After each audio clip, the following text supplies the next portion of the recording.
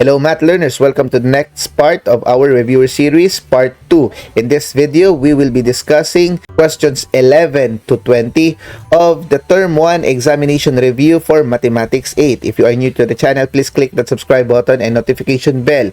And if you haven't watched the first video, please do so before watching this so that you can follow through with our explanation. So without further ado, let's do this. Question number 11. Simplify the quantity 3m squared n cubed p times the quantity 4m cubed n squared p squared. Is it 12m to the 5 power n to the 5 or 5th power p cube? Is it 7m to the 5th power n to the 5th power p? Is it 12m to the 5th power n to the 5th power p? Or is it 7m to the 5th power n to the 5th power p cube? What do you think is the answer? Alright, my dear math learners, the same as the rule we have talked about on the law of exponent. You just multiply the numerical coefficient. 3 times 4, that would be 12. So that is this one or this one. Alright. Now, for the variables, you copy the same variable and you add the exponents. So that is 2 and 3, that would be 5. 3 and 2, that would be 5. 1 and 2, that would be 3. So m to the 5th, n to the 5th, p cube.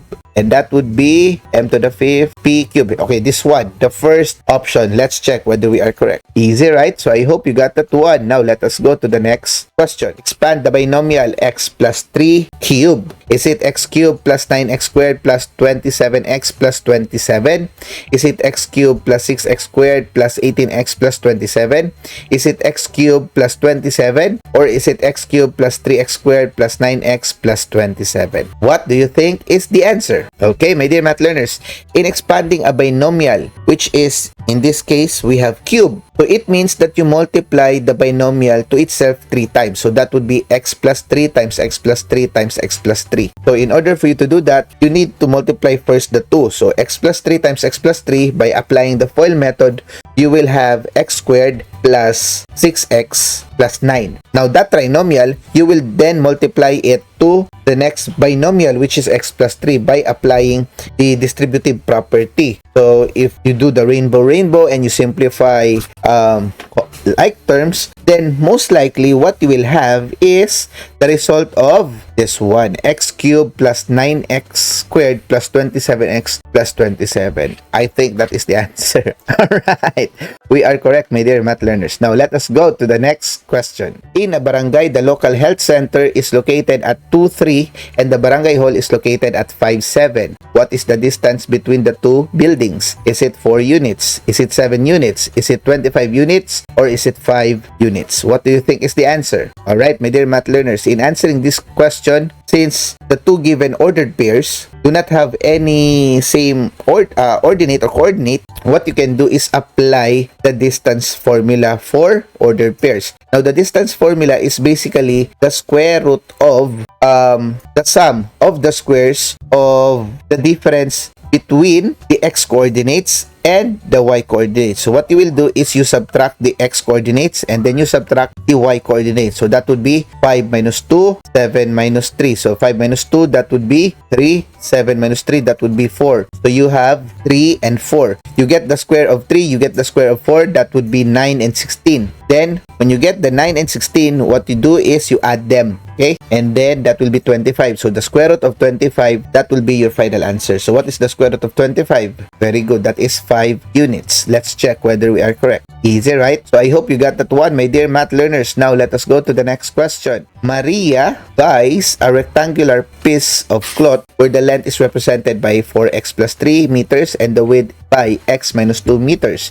Which of the following represents the area of the cloth in square meters? Is it 4x squared plus 5x minus 6? Is it 4x squared minus x minus 6? Is it 4x squared plus x minus 6? Or is it 4x squared minus 5x minus 6? What do you think is the answer, my dear math learners? Alright, so what you can do here is basically, since we have a rectangle, so what is the area of the rectangle? It is length times width. So the length is this one, 4x plus 3, and the width is x minus 2. So you just multiply them by applying the FOIL method. The first, the outer, the inner, and the last. So 4 times x, that will be 4x squared. So all of them has the 4x squared. Then, in order to get the last terms, Then you have negative 3 and positive 3. So that is negative 6. So negative 6, negative 6, negative 6, negative 6. Okay, so all of them has negative 6. So we just need the middle term. So in the middle term, what you can do is you cross multiply. So 4x times negative 2, that would be negative 8. Then 3 times x, that would be positive 3. So negative 8 plus 3. So that would be negative 5. So that would be this fourth option. Let's check whether we are correct.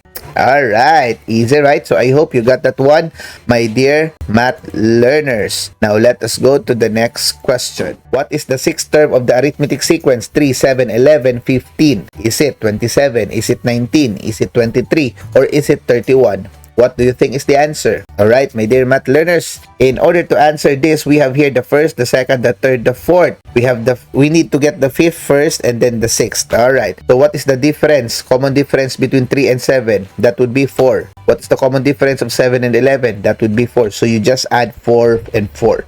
So 15 plus 4, that is 19. 19 plus 4, that would be 23. So that would be the sixth term. Let's check whether we are correct. Easy, right? So I hope you got that one, my dear math learners. Now let us go to the next question. A garden has a square section with a side length of 3x plus 2 meters. Which of the following expressions represents the area of the square section? Is it 9x squared plus 12x plus 4? Is it 9x squared minus 4? Is it 9x squared plus 4? Or is it 9x squared plus 6x plus 4? What do you think is the answer? Alright, my dear math learners, since this is a square, we know that the area of the square is acquired when you multiply s times s, or the side times the side. So our side length here is 3x plus 2. So what you will do is you just multiply it to itself. So 3x plus 2 times 3x plus 2. So that would be 9x. And then the last term would be 4. Okay, so this one is wrong. So we only have these 3, and the first, the third, and the fourth. Okay, so how do you get the middle term? So what you will do is you just cross multiply it. So 3 times 2. Okay, so 3 times 2 and then 2 times 3 again. So that would be 6 and 6. So that would be positive 12. So therefore, the correct answer is the first option. Let's check whether we are correct. I hope you got that one. Now let us go to the next question. A teacher recorded the scores of 10 students on a math test as follows: 68, 82, 95, 74, 82, 89, 91, 82, 79, and 88. What is the mean score? Is it 85.5? Is it 81? Is it 80.5? Or is it 83? What do you think is the answer? Okay, my dear math learners, talking about the mean score, what you need to do here is very simple. You just add all the given numbers. And then since these are 10 students, so when you add the 10 values, you get the sum, you just divide it by 10. And if you try to add this, I think the answer would be 830. Okay, so if you divide 830 by 10, then the answer would be 83. Let's check whether we are correct. Alright, I hope you got that one, my dear math learners. So now let us go to the next question.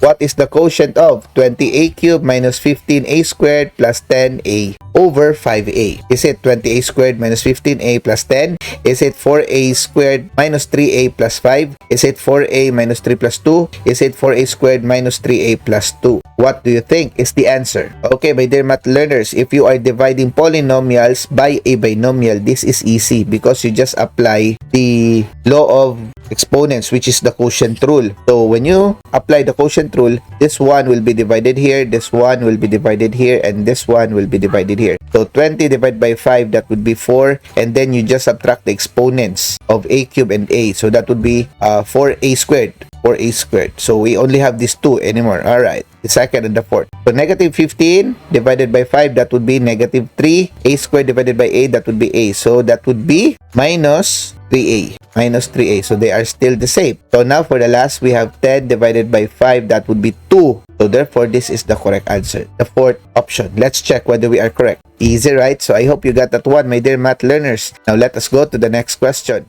Add 5 over x plus 2 over x. Is it 7 over x? Is it 7x? Is it 3 over x? Or is it 10 over x?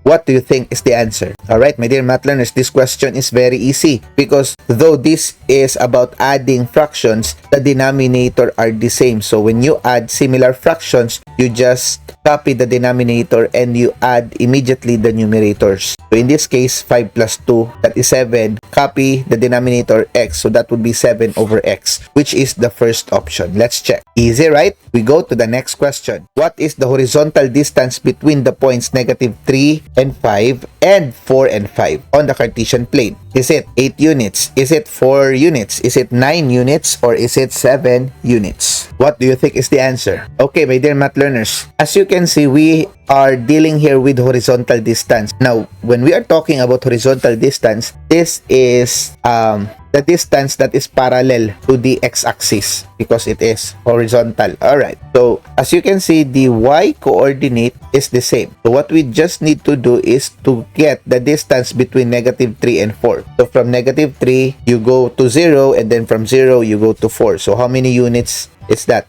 Alright, very good. That is 7 units. Let's check whether we are correct. Easy, right? So I hope, my dear math learners, you have been enjoying our discussion for the second part. So congratulations for finishing this. Now, let us continue to the third part. But before that, please, if you are enjoying, kindly share this to your fellow friends, classmates, and schoolmates. So without further ado, let's go to the next video.